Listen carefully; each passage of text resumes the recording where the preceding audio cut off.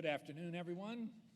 Wonderful to be back here in Missouri Auditorium after a couple, 3 months where renovations were happening, mostly of the AV system, which we hope now is going to work flawlessly. But it's always great to have this larger auditorium for presentations on Wednesday afternoon. And yet I know that a lot of you who are hearing my voice right now are not sitting in the auditorium. You're looking at the video cast, and that's great too. Welcome to all of you as well. It's been a bit of a busy week here at NIH. We had the President of the United States on campus yesterday afternoon. This morning was the major House of Representatives Appropriations Subcommittee hearing for the future of NIH in FY21, which involved me and 5 of the Institute directors for a solid 3 hours of questions and hopefully answers, with the questions being provided by the members of Congress and the answers by us. And I think it's fair to say it went extremely well, and we heard lots of positive statements about NIH and its noble enterprise, things that would have warmed your heart coming from both parties in the House. In fact, I dare to say that if you were sitting in the room and you closed your eyes so you couldn't see which side of the dais the person was sitting, you would have a hard time figuring out which was the Democrat and which was the Republican. It is so wonderful that we still have some bipartisan potential in this town, and that medical research seems to be the place where this is still embraced enthusiastically by virtually everybody involved. And that's a credit to all of you who do amazing work here every day. Well, I'm glad to be here to be able to introduce today's speaker, because this is a bit of a welcome home for someone who spent a fair amount of his time at NIH and for whom we have a great deal of admiration and affection. This is Kevin Gardner. Kevin is currently the Senior Vice Chair in the Department of Pathology and Cell Biology at Columbia. He got his undergraduate degree at Yale, then an MD PhD at Hopkins, and came to NIH back in 1989, originally as a medical staff fellow, then a senior staff fellow, then an investigator. I won't go through all the other steps. There were several more, and ultimately became the acting scientific director at NIMHD in its intramural research program, while also being a senior investigator in the genetics branch of the National Cancer Institute. He did move on to Columbia in 2017 as a pathologist who wanted to get engaged in opportunities in that place that he was telling me briefly about, in terms of both research and also the opportunity to mentor other trainees who are coming along and encouraging them to also be successful. His research, which I'm sure he's going to tell you about, is an interesting mix of molecular insights in oncology and also a focus on questions about health disparities. He's an elected member of the American Society for Clinical Investigation. He's received the Philip J. Browning Scientific Pioneer Award and a couple of NIH Directors Awards. And we are honored indeed to have him here with us today with the title of his talk, Race and the Molecular Biology of Breast Cancer, a Pathologist's View from the Bench to the Bedside. Please welcome Dr. Kevin Gardner.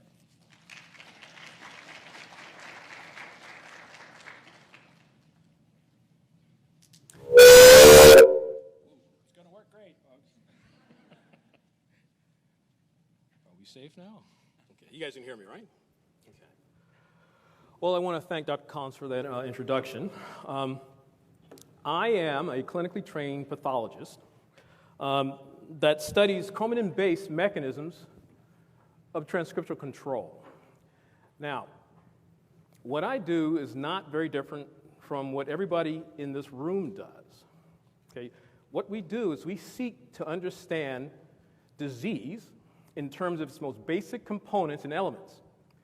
Then we try to assemble those basic components and elements into pathways and programs of cellular physiology, function, and phenotype. Okay.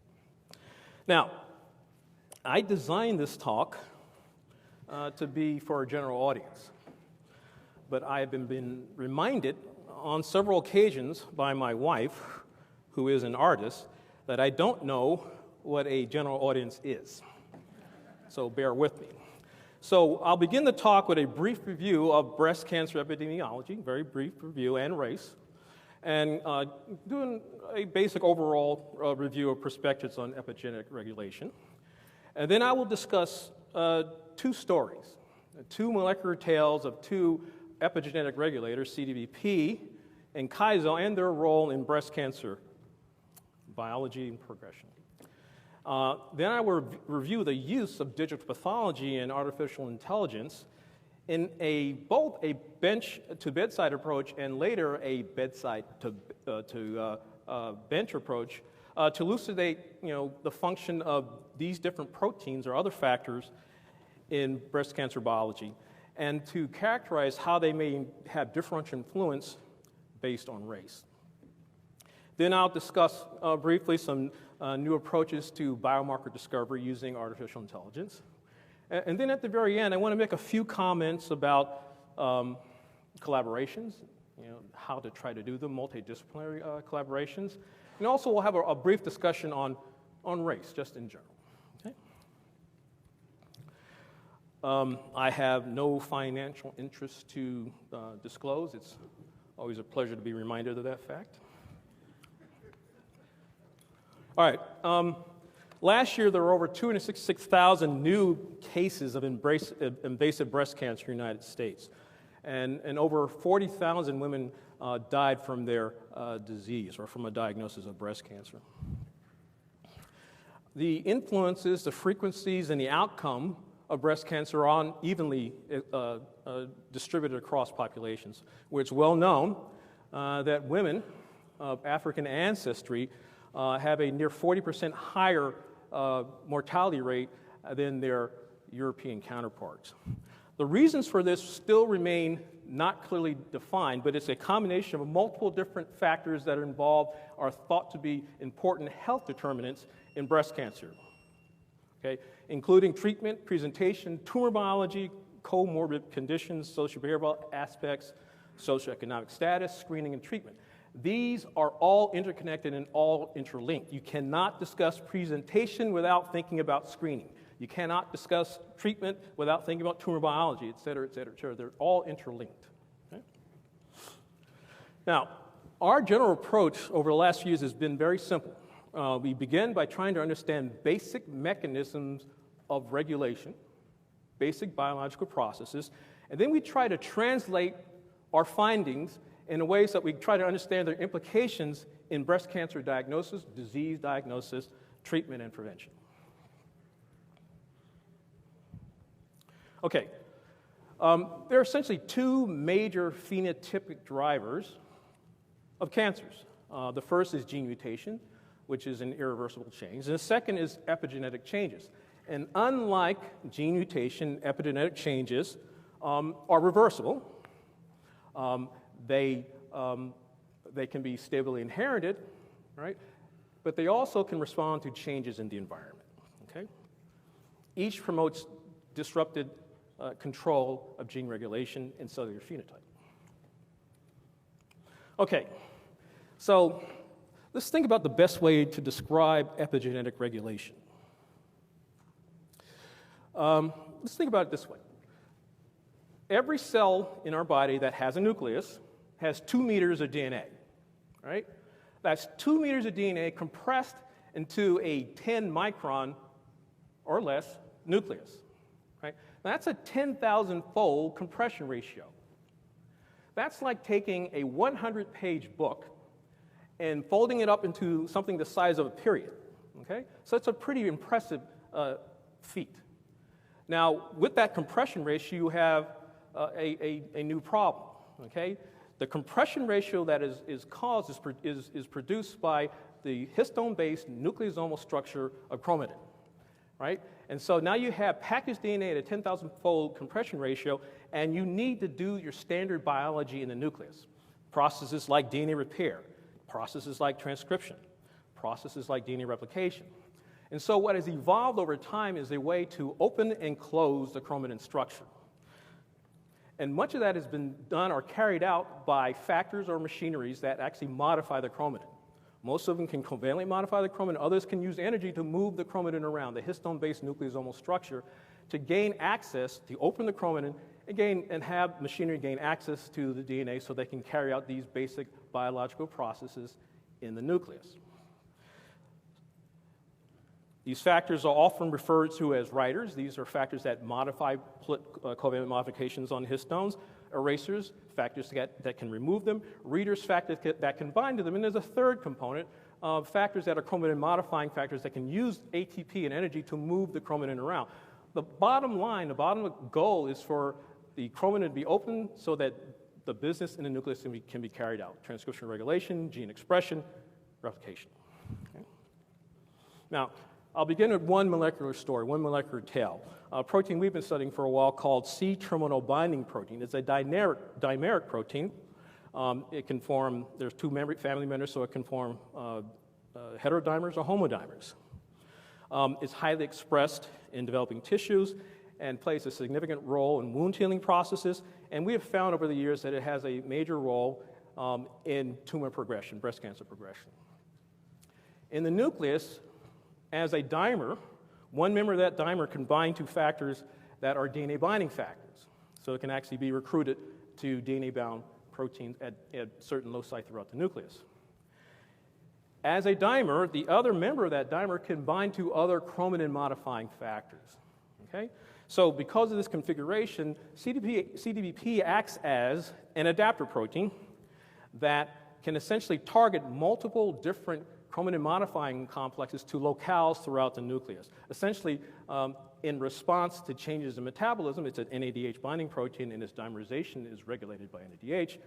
In response to changes in metabolism, it can affect the landscape, the epigenetic landscape of the nucleus. Now, over the years, we were profiling what genes it might affect. We did ChIP-seq studies. These are ways where we can actually profile where the protein binds throughout the nucleus. These are peaks for where the proteins bind, using a process called ChIP-seq, chromatin immunoprecipitation followed by sequencing.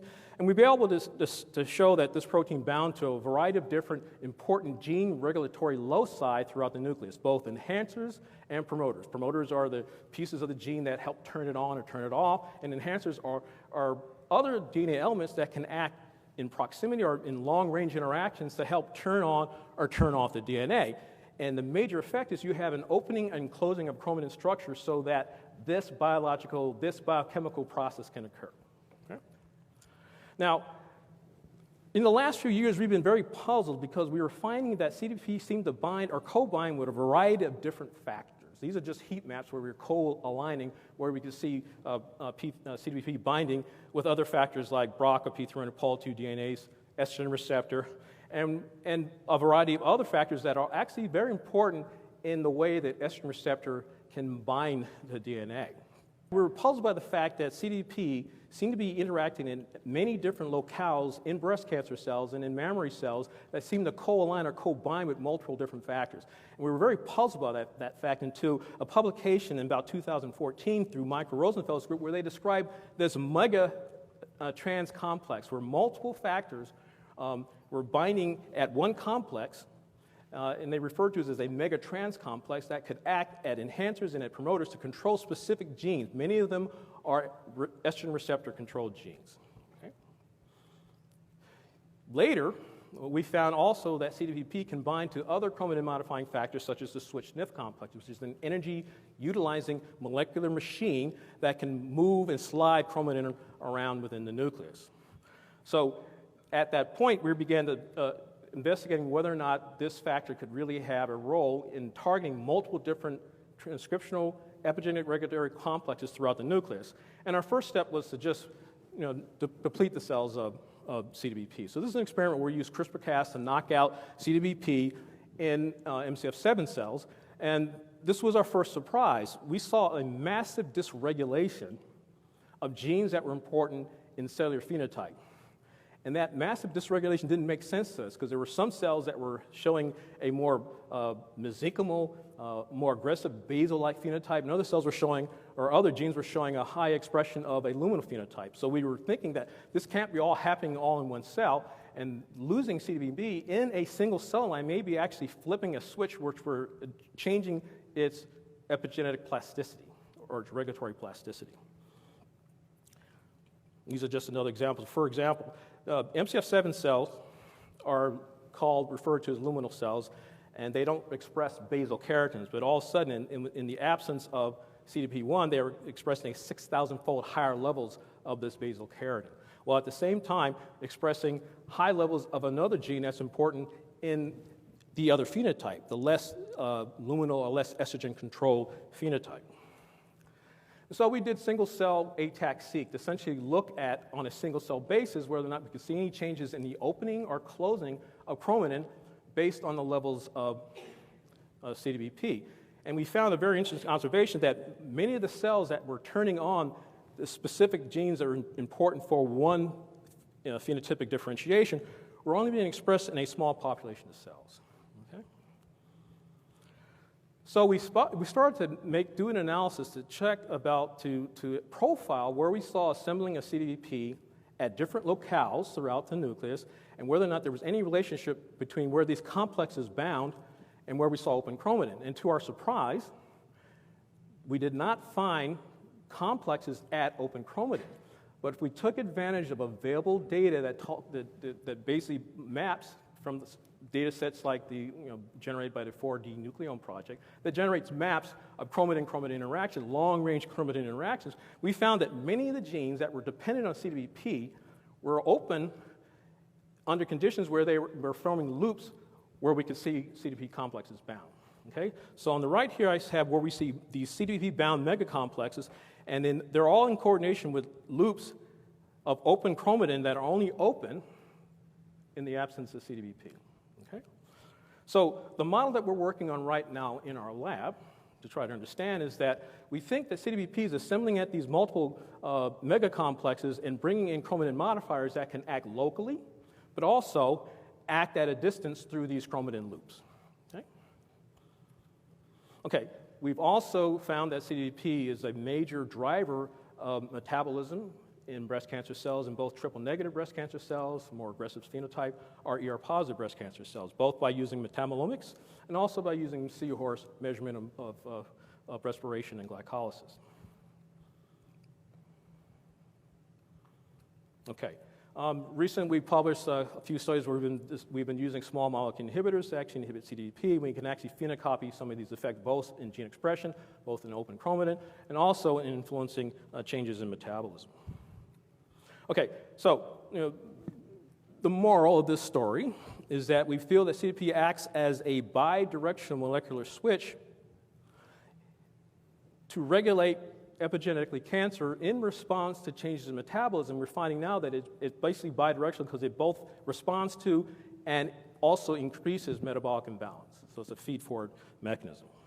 Okay, so that's a short story, okay? And over the last 6 or 7 years, a major effort in our laboratory has been trying to define the implications of what we find or see in the test tube. What does CDBP do in breast cancer? What is its role in breast cancer? So far, all I've been able to explain to you today is that, well, all our evidence suggests that CDBP has something to do with cancer.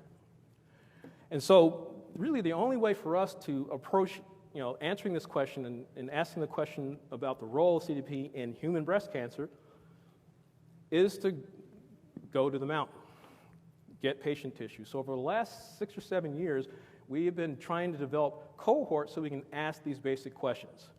And it's a very simple process conceptually. Get the tissue, analyze the tissue, and process the data. Not so easy in practice. Okay, so I'm going to tell you the story of a cohort that we've been developing since 2011. It's a cohort in East North Carolina. It's a 29 county area that has been designated for years as a cancer health disparities area. It has a population of 1.4 million, very rural, 97 people per square mile. It's hard to imagine that living in Manhattan, that there's a place where there's only 97 people in 1 square mile. 20% of the population is below the poverty level. Very diverse, 65% European ancestry, 31% African ancestry. High level of obesity, even a higher level of obesity in people of African ancestry. More importantly for us in this study, one single healthcare provider, and the fact that 80% of all the surgeries done in this region are done at one hospital, the Viding Hospital, formerly Pitt Memorial Hospital. So we could essentially get almost population-type information from a study of this type. Okay, so this is what the workflow was. We went down to North Carolina. I did the pathology. We pulled the slides. We asked them to pull the blocks. We signed the RRB permissions. And then we were able to get about 900 patient samples. First thing we did with those is to move into analyzing the tissue. The first round was to make tissue microarrays. With permission, with some of the samples, we were able to get some RNA-seq data, genomic data.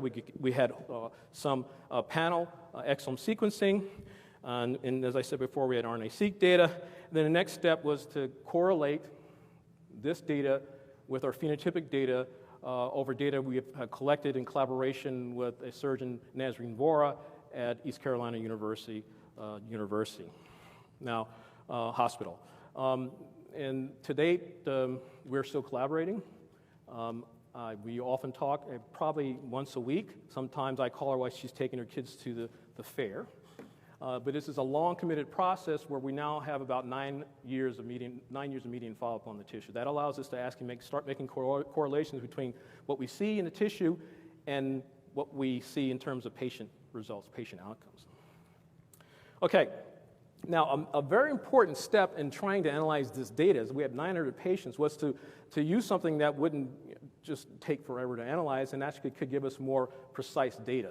So we started getting more involved in artificial intelligence. And so there are essentially two approaches that we've been making to do this. We're using machine learning that will do two things. It can identify tumor and can differentiate that from stroma. And we have one that, with a little help from the pathologist, can actually give you a way to identify and subsegment the cells into nuclei, into cytoplasm and membrane, and then you can use any type of staining procedure, and you can basically get a quantitative assessment of an antigen in its subcellular compartment, whether it's in the nucleus, in the cytoplasm, or in the membranes. And we do it in such a way that we get a weighted score for intensity, and we essentially generate a score called a histoscore, which goes from 0 to 300, and reflects the percentage of cells that are designated as most intense 3+, 2+, 1+, or 0. So essentially, we can generate a continuous score for the antigen expression in tissues. Okay? And this is just an example of something we published most recently, where essentially we compared the gene expression of EGF receptor, hormone receptor for breast cancer, GATA3 and FOXA1. And the bottom line here in this particular study is that we're able to look at each bar here is a single patient, and that color score is the actual measurement of protein abundance. And we can do unsupervised clustering to cluster the antigen profiles of each patient in context, and then we line them up with specific patient data. Okay?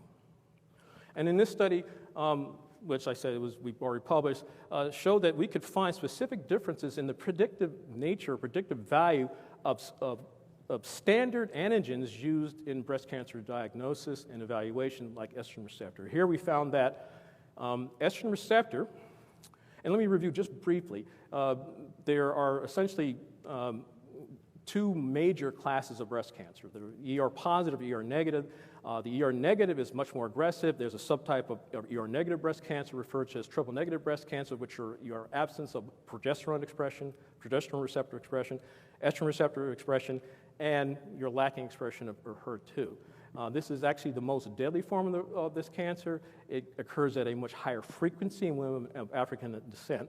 And so assessment of estrogen receptor expression is critical in subtyping breast cancer tumors. And here we're showing that there are actually differences based on race and how estrogen receptor itself is predictive of breast cancer survival. Okay. Now, so using this method, we started to ask our question, does CBP have anything to do with breast cancer? And in this case, we do two things. We measure the abundance of CDP1 in the nucleus, and we compare it to the abundance of CDP1 in the cytoplasm. And as you can see here, high levels of CDP1 in the nucleus is highly predictive of poor survival. Conversely, if it's high levels in the cytoplasm, it's predictive of good survival. So suggesting that we can make a fairly tight correlation between CDP and its activity in the cytoplasm versus the nucleus. When similarly, we see the similar comparison, similar relationship for CDP2. So this is our first confirmation that CDP probably has something to do with breast cancer and actually can be predictive of overall breast cancer survival. What surprised us is that as we start to look at tissues based on race, and in this case, this is a comparison where we looked at triple-negative breast cancer. As I mentioned before, the most aggressive form of breast cancer, the most deadly form, the form that occurs at a higher rate in women of African ancestry. And we found that although looking at a total population with triple-negative breast cancer, CDP1 and CDP2 predicted overall breast cancer outcome, it was differentially predictive based on race. Okay? And it turned out that for CDP1, CDP1 was much more predictive of survival in women of European ancestry who had triple-negative breast cancer, and so was CDP2. In fact, by comparison, CDP2 was almost twice as much predictive of survival in women of European ancestry. So this is a new project that we're pursuing in the laboratory, and we're trying to ask the question of why that is. Okay. So our general thinking now, the real model that we're working on at the moment, is that CDP plays a major role in the control of endocrine-regulated estrogen receptor or progesterone receptor complexes, and it does that through its recruitment of these specific chromatin modifiers. And the data that we show right now, and this is the beginning of our investigation, that complex, the way that complex assembles, apparently functions differently based on race and is differentially predicted based on race. Okay. Now, the second molecular story is about this protein called Kaizo. This is something that came out of a collaboration with a colleague of mine at Tuskegee University, Clayton Yates. Also in collaboration with a colleague at McMaster University in Canada, Juliet Daniel. Now, Kaizo is a nuclear protein that has a role in transcriptional regulation. It can both be an activator and a repressor. The interest that Clayton and Juliet had at the time was that this protein seemed to be expressed at higher levels in women of African ancestry, and also seemed to be more predictive of poorer outcome in women of African ancestry with triple-negative breast cancer. So this began as simply as a collaboration where we were trying to ask whether or not we could see similar effects in our cohort. Okay? And so I want to point to two things. This protein, although it's been described as a nuclear, actually can be found in both the nucleus and the cytoplasm. As you can see here, there's nuclear staining and cytoplasmic staining, and in many cases, a whole lot of cytoplasmic staining. And so we contacted both Clayton and we said, Julie, there's a lot of cytoplasmic staining in these tumors, and we think that could mean something. And they said, well, we're only really paying attention to the nuclear staining. And so, since we're able to easily use machine learning to essentially quantitatively separate and profile the abundance of this factor in the nucleus versus the cytoplasm, we did the experiment.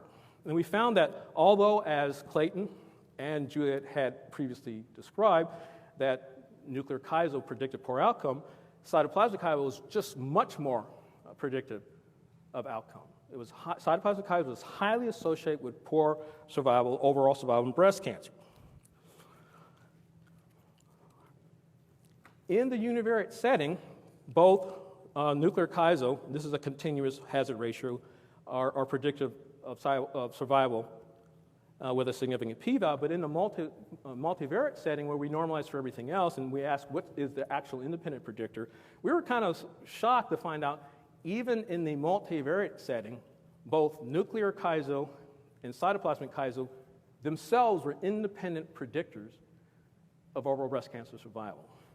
So this became something that really piqued our interest, and we started to ask about whether or not it was overexpressed in different subtypes, and if we compared nuclear to cytoplasmic Kaizo, nuclear on the left, cytoplasmic here on the right, they had different distributions based on tumor subtype. Similarly, if we go across the various different basic subtypes of breast cancer, right here, HER2 positive, luminal A, which is ER positive, luminal B, which is an ER positive, more aggressive form, and triple negative breast cancer, same on the right for cytoplasmic KYSO, we find that cytoplasmic KYSO was much more associated with more aggressive forms of breast cancer. So this was a very intriguing phenomena for us. And so we wanted to ask if we could see any correlation between the antigens that are normally used or often used in predicting outcome of breast cancer and KYSO expression, and to see if there's any difference in nuclear versus cytoplasmic. So this is, again, unsupervised hierarchical clustering. Each bar there is a protein score for each protein, and they've been clustered to see if there's any correlation between cytoplasmic and nuclear KYSO expression and patient outcome, patient subtype, patient parameters. And we found that there's a significant correlation of KYSO, cytoplasmic KYSO, with this subtype here in green, which is triple-negative breast cancer, but it is also able to separate triple-negative breast cancer into 3 different survival groups, which I'll show later. On top of that, we noticed that there's something very interesting about the correlation between KYSO in this cluster here and the expression of this protein called LC3. LC3 is a very interesting protein that's involved in secretory processes, involved in autophagy-related factors, processes, and it's also directly involved in a newly defined secretory event referred to as LC3-dependent extracellular vesicle loading and secretion, a secretory process. Autophagy, double membrane process, this secretory process, a single membrane process. So we asked whether or not there's any correlation between LC3 and survival. And again, we see a very high correlation between LC3 and poor survival, and just like KYSO, it shows a very similar distribution by subtype with a slight skew by race, a slightly higher expression by race. Okay? As I mentioned before, looking at the expression of LC3 and KYSO allowed us to separate triple-negative breast cancer into 3 different survival groups. Most in particular, in this aggressive breast cancer, those patients that had high levels of cytoplasmic KYSO and low levels of LC3 had much better survival. Okay?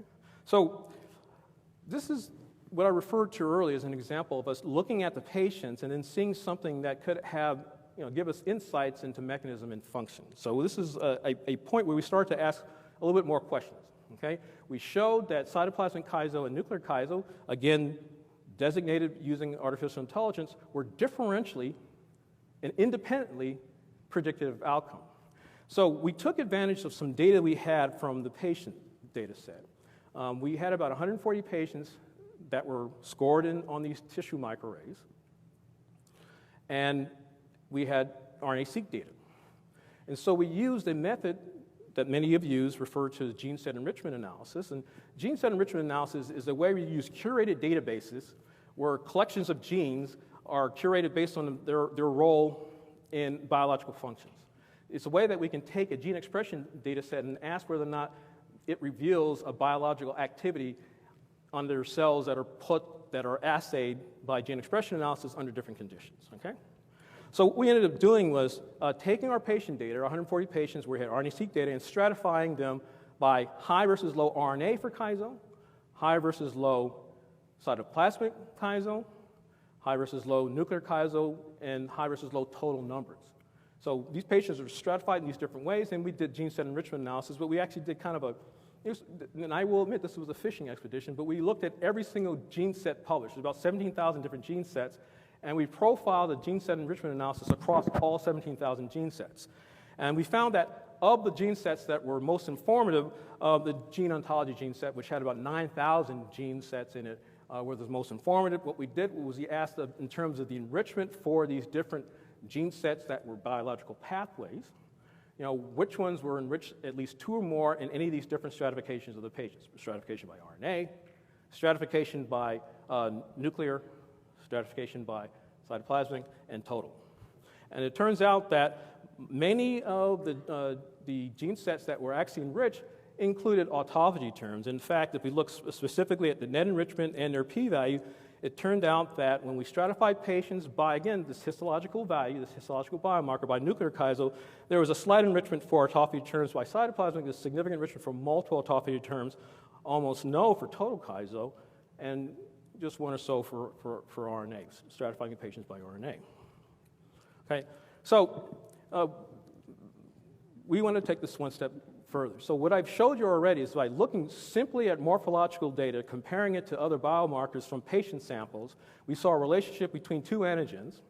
We used gene set enrichment analysis using the RNA data from those patients, and we were able to extrapolate that whatever we're seeing suggested that Kaizo could be having some sort of role in autophagy or autophagy-related processes. So we just did the standard experiment. We took a triple-negative breast cancer cell line, MDA, MB231, and we depleted them of Kaizo, and we just did a gene set enrichment analysis after doing differential gene expression, and we enriched for multiple different autophagy terms.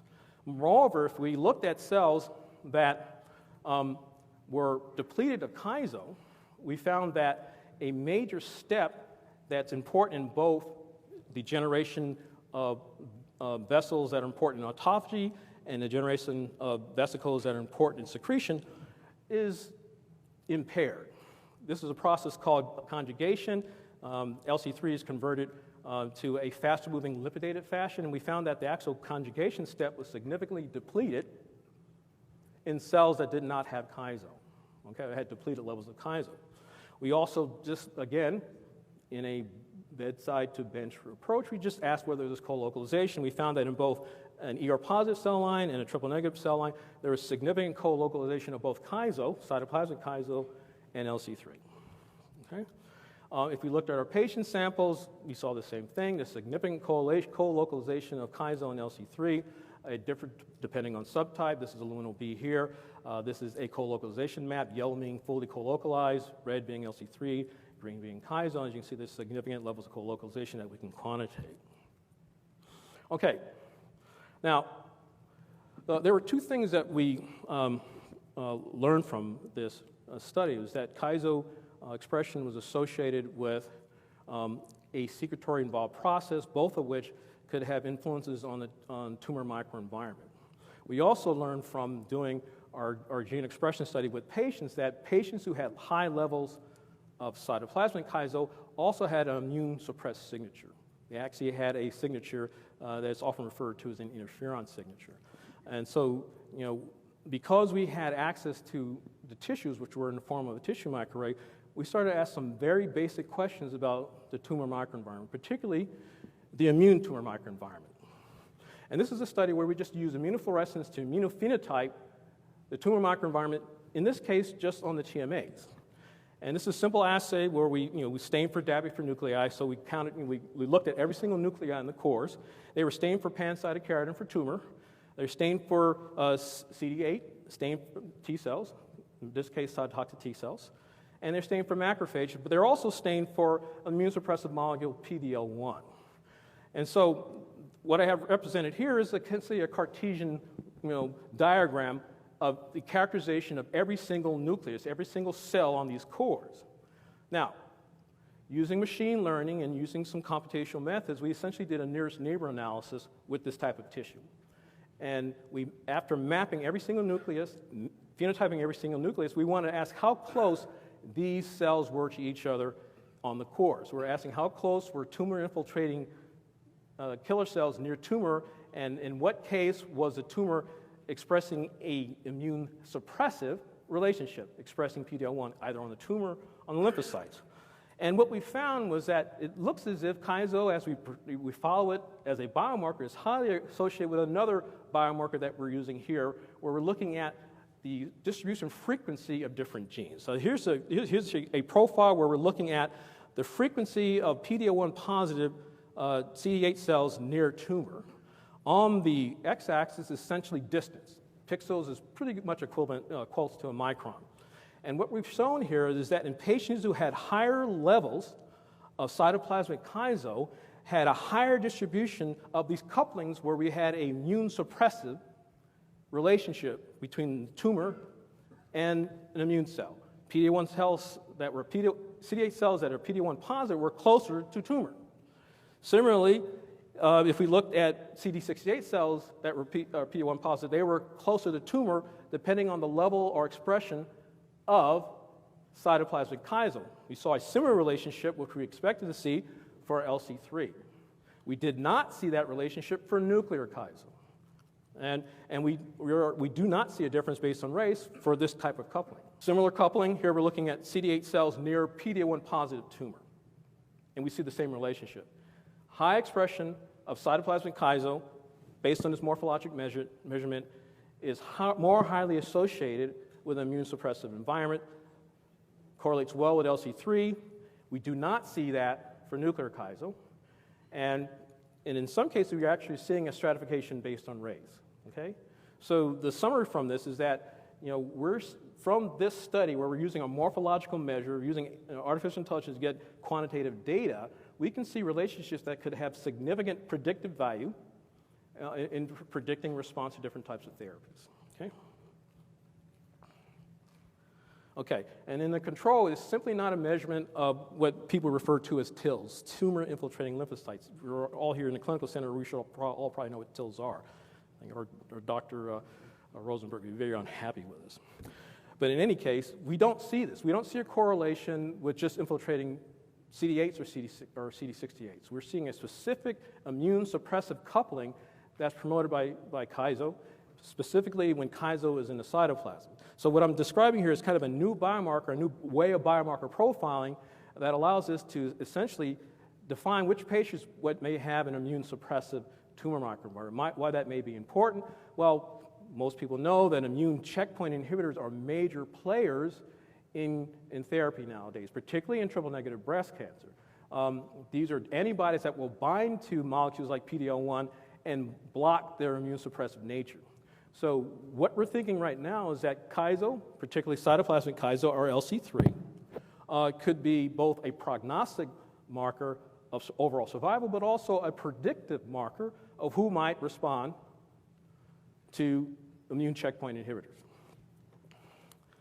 Okay, so this molecular stories ends with this very brief model of what we think might be happening for this protein based simply and mostly on just looking at profiling of antigens in breast cancer samples. This has essentially been a bedside to bench approach. We think that chiasm in the nucleus has its basic chromatin-based transcriptional regulation, but we think in the cytoplasm or cells that have high levels of cytoplasmic chiasm are associated with a much more secretory phenotype.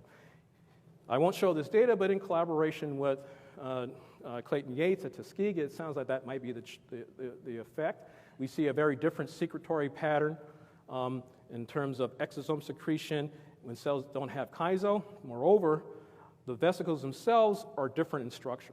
So in the absence of chiasm, there's a different secretory pattern, or the absence of chiasm, total chiasm, we're assuming that it may be linked more to what's in the cytoplasm. There's an alteration in the secretory pattern of extracellular vesicles in breast cancer.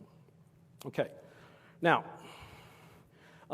in the future, we want to go from looking at TMAs, which is a very small, like 1 millimeter core on the slide, to looking at whole sections. Doing that by immunofluorescence is just ridiculously expensive.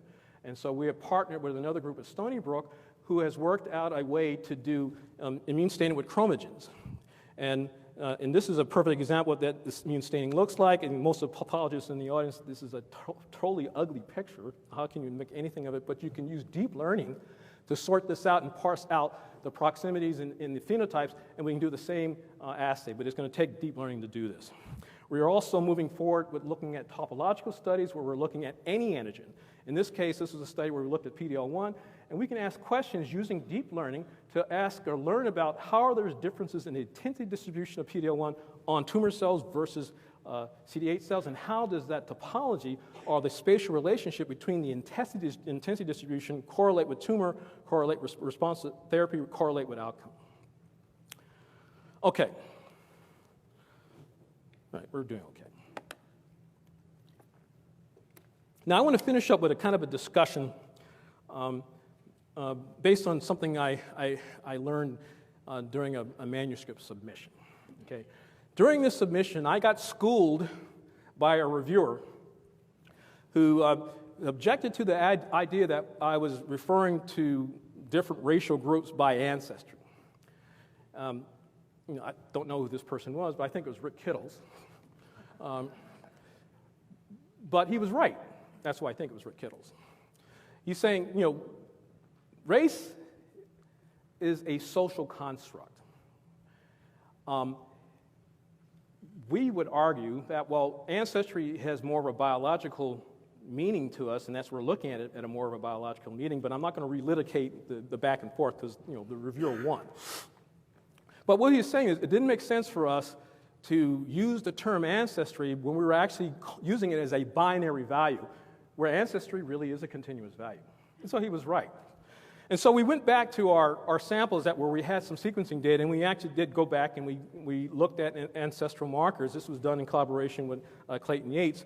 And we could show that those patients who self-identified or whoever filled out the box identified them as white, non-Hispanic white, they're essentially 99.4% European. Those who self-identified or someone checked in the box for them that they were of African ancestry or non-Hispanic black, on average, 78%. The median was even lower, okay? So, we started to think more about our data and thinking about what Clayton's group found and what we found and what Juliet's group found. Juliet's group was looking at patient samples for Kaizo, where we found slight discrepancy in the data that were essentially from Barbados, which is mainly of Ghanaian and Nigerian ancestry, so a higher percentage, or a better way to say there's a lower percentage of admixture. So we went back and looked at our data to see if it matched with what Clayton and Juliet had seen, and lo and behold, if we start to look at the hazard ratios based on race-optimized values, we found that there really was a difference in the predictive value of Kaizo, whether it was cytoplasmic, and in the case of nuclear and TNBC, based on race. Okay? So that, it kind of reminds me of something that, we all know, we all think about. Most of you know this story. I was first taught this narrative by Charles Rotimi. 300,000 years ago, man originated in Africa. Then after 230,000 years of Darwinian selection in response to pathogen exposure, shifts in nutrient availability, he migrated out of Africa into Europe and Asia, and then 20 to 30,000 later, migrated across the Bering Strait and populated the Americas. And those are the three major populations for quite a while until, about 500 years ago, this guy, Columbus, shows up and kind of sets the whole thing off, followed by other migrations, the slave trade, the conquistadores, and you have a very broad admixed population. And so it really highlights, what my reviewer, who remains nameless, said. And I want to discuss a little bit about how race is a social construct in a real broad and basic way.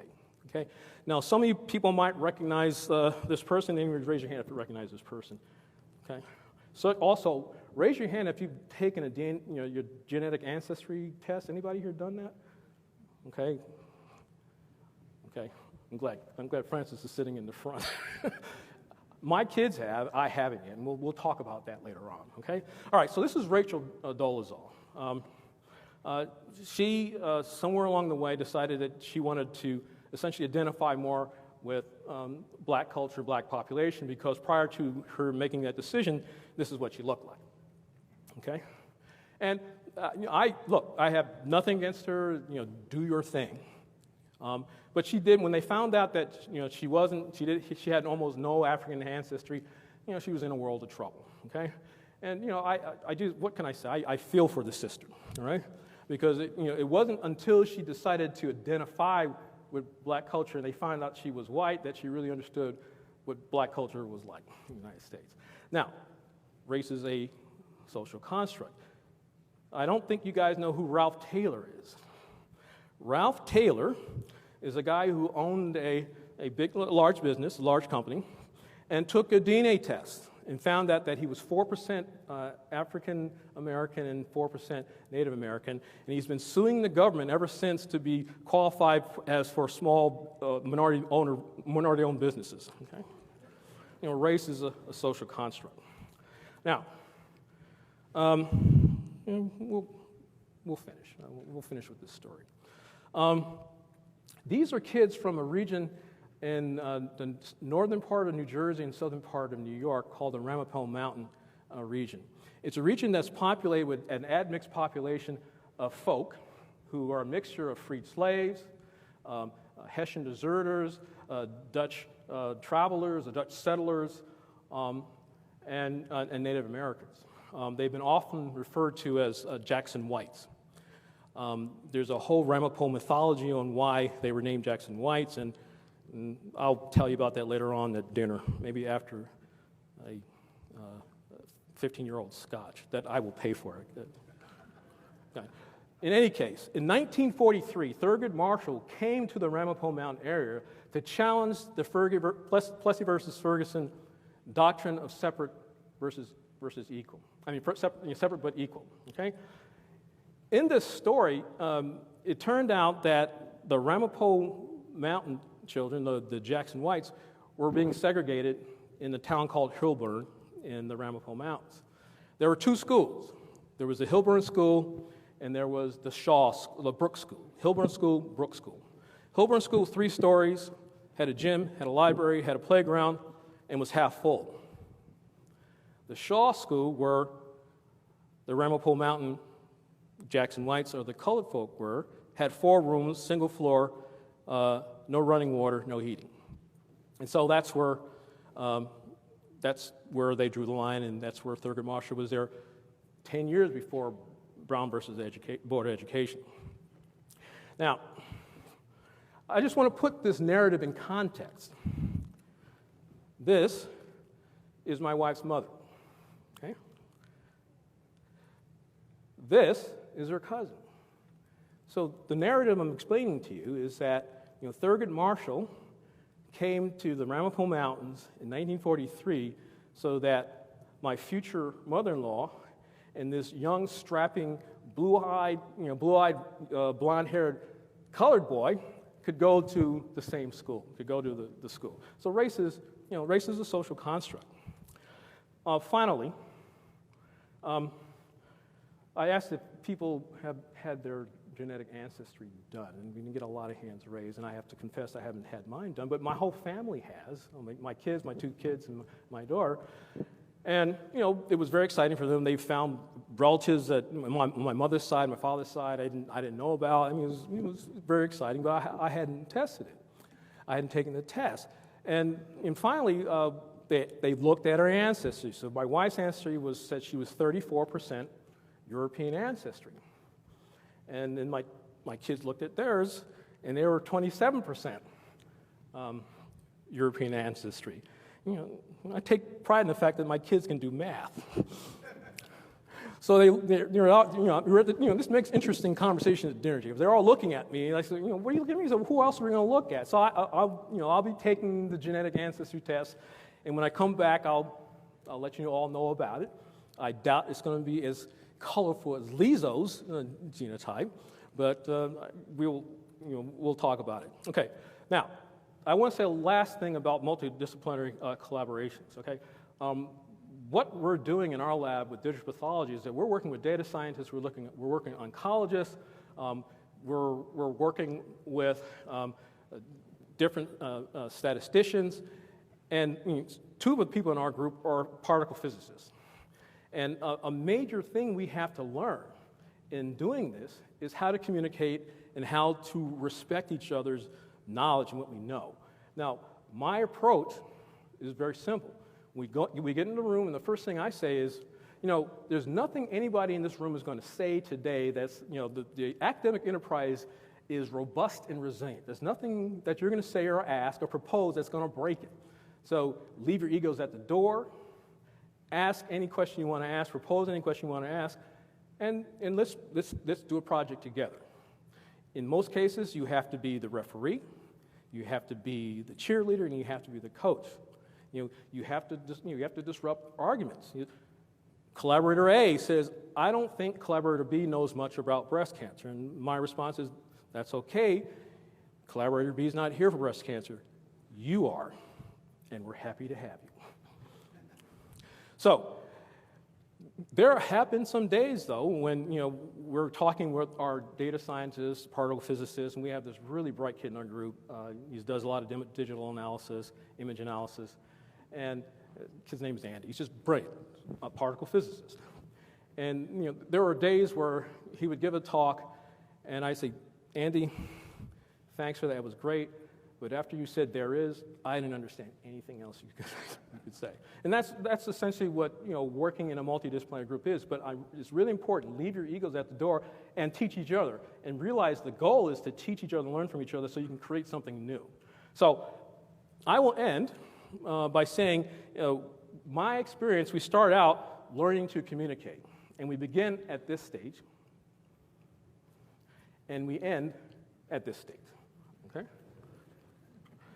And so I will end by thanking the sea of different collaborators we've had. I especially want to mention the support from the intramural research program of CCR and also of NIMHD, and some private funding from the Ultiview Corporation, which is doing a lot of the image analysis and fluorescence.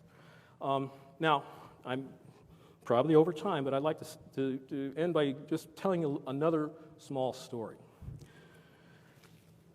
About 27 years ago, I was a staff scientist in Building 10 and trying to sort my way through becoming an independent investigator. And I got an email that summoned me to a room in Building 10. And I walked in that room, and there was Eddie Reed, first African-American branch chief in NCI. There was Bill Coleman, one of the first tenured African-Americans at NIH, soon to become the first scientific director at NIH. And Ken Olden, first institute director at NIH. And they sat down and just talked to me, And I have to say, I was just in awe. I went home and I told my wife, I think I just met the three kings. But what I want to end with saying is what they gave to me was a compass. They gave me a real sense of true north. And just as importantly, they gave me a sense that I was not alone. So I will end by saying that, I stand before you here today as a part of their legacy. And thank you very much. We'll take questions.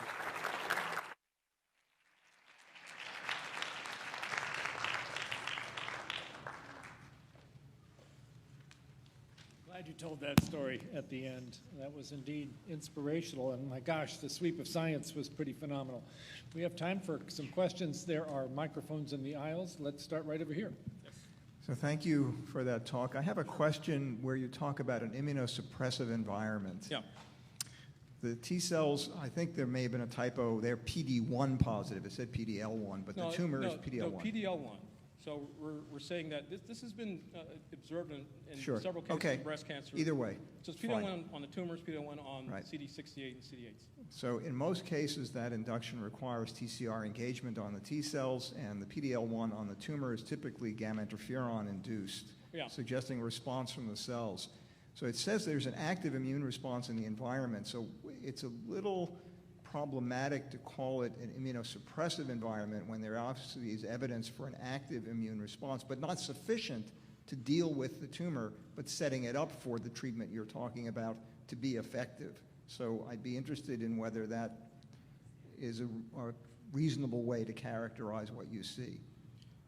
To say more than, to not already say that it's an immune suppressive environment, so that it's on this, depending on how far along the way it is. It's an immune reactive environment, but not sufficient to clear the tumor, which is a little bit different. Mm-hmm. Okay. Is that? Yeah, I would not argue with that, but I would also say that we've done a corollary study, and we haven't finished the first half of it, but we also looked at PD-L1 and whether or not the cells were memory cells, and we still see that still holds up. If we quantify the cells as being memory cells, and we're actually looking at PD-1 expression, we actually do see a more immune suppressive or quote-unquote immune exhaust tumor microenvironment that correlates with the levels of antigen. Right, but the other part of it is that you drew that conclusion based on spatial coordination, not just presence in the tumor. And so presence if those... presence in the tumor did not score. So right. we were so very... if those T cells were not contacting either local presenting cells or antigen on the tumor themselves, it would be unlikely you would see that precise correlation with that subset of the T cells. So it goes back to the issue that there's probably ongoing antigen engagement under those conditions. I would not argue that there isn't antigen engagement. I would say that our measure is a measure of the actual proximity of CD8 cells that are PD-1 positive toward tumor, and we are looking at a similar engagement where we're looking at CD8 cells regardless of their PD-1 or PD-L1 status and PD-L1 positive tumor. And so our impression, our conclusion at this point is based on the predominance of the proximity of immune cells regardless of their status with PD-L1 positive tumor. And if we start taking a look at the literature, there's more data showing that PD-1 positive status, regardless of other markers in tumors, is highly correlated with more aggressive disease. Thank you. Let me ask, because in both of the cases of the proteins that you studied in detail, it seemed as if the partitioning between the nucleus and the cytoplasm was pretty important in terms of the consequences, particularly the roles in cancer survival. And one would guess that that's not just sort of a random diffusion, that there's actually an active process that's involved there in terms of how that partitioning happens. And maybe there's something there in terms of a unifying connection between not just the two proteins you study, but lots of others as well. What do we know about that in terms of the role of that kind of partitioning process in cancer overall? Okay, so there are multiple parts to this. Now, we were, kind of surprised by the fact that we could see this difference in the partitioning. And in a couple of experiments, we just essentially compared the distribution of nuclear cytoplasmic proteins and see if we could see the similar distribution. And in the case of Kaizo, the distribution in the cytoplasm versus the nucleus across the patient samples were very different. And this was in comparison to something like a molecule that's more passively translocated to the nucleus and cytoplasm, like estrogen receptor or androgen receptor, which showed a similar curve whether it was cytoplasmic or nuclear. Now, what's important to consider is that there's been recent studies using a method called APEX-seq. Okay, this is where cells are actually labeled in different compartments with a resident protein that has a fusion with a peroxidase on it. And that peroxidase can actually, in the presence of biotin, biotinylate whatever's nearby. And what we've been finding is that the location of a gene can be determined by a signature on the RNA, which dictates where it is held and where it begins to be translated. So a nuclear protein is more likely to be translated at the nuclear pore. A endoplasmic reticulum protein is more likely to be translated on top of the endoplasmic reticulum. And so there's a whole area of study now where we're looking at where are those addresses on the RNA. And so all the different types of splice variants that we see for different genes, those different variants may actually encode addresses where the RNA may reside, where it'd be specifically translated, so you can have a subcellular subcellular distribution. So we think there really is a mechanism associated with that. Quickly, and then we'll Is there break any it. relationship of the findings between the primary metastasis in terms of the markers you're speaking of? In other words, or a sentinel lymph node marker that people get, which people get before a mastectomy is performed? So I didn't get your question. So you're asking me, is there a marker? The markers that you're talking about, the Our cellular markers. markers you're talking about, are they going to differ between the primary site, a metastatic site, or within the sentinel lymph nodes? Nowadays, we do sentinel lymph nodes before there's a mastectomy. They take the sentinel lymph node and say, hey, is there cancer in there? Mm-hmm. No, don't do it. Is there? Yeah. Then make a decision. No? Have we looked at that? No. What are our intentions? These two genes are a set of biomarkers that we're working on now in settings of neoadjuvant therapy. Okay, so these neoadjuvant therapy is when you delay the surgery and you give the patient different types of treatment, where it could be chemotherapy, or it could be checkpoint inhibitor therapy, or it could be endocrine therapy. And what we're finding is that, we're not done, we're just beginning a study now, we're finding that in the case of cytoplasmic chiso, not nuclear chiso, we are seeing a tendency to be able to predict those patients that may respond to chemotherapy, to neoadjuvant therapy. Okay, so those patients that will whose treatment will result in a pathological complete response, we're looking at ways that we may be able to predict that using a biomarker. On the other side, we're also using deep learning to just look at H&E sections, and so far using deep learning, we have an AUC, 70% of the time, we can predict 70% of the time whether a tumor will have a PCR. And this is only in a very strict subset. These are TNBCs, but we're predicting those patients that will respond to neoadjuvant treatment in the TNB setting. But as far as the question you're asking about, have we looked at metastatic tumor? No. Okay, thank you. I think probably we ought to break. I know you're at the microphone, but I see it's getting late, and I don't want to keep people who have other things they need to do. Please come up and ask the question of the speaker. But meanwhile, there will be a reception in the medical library immediately with refreshments and an opportunity to talk further to Dr. Gardner, who we should now thank again for a wonderful presentation.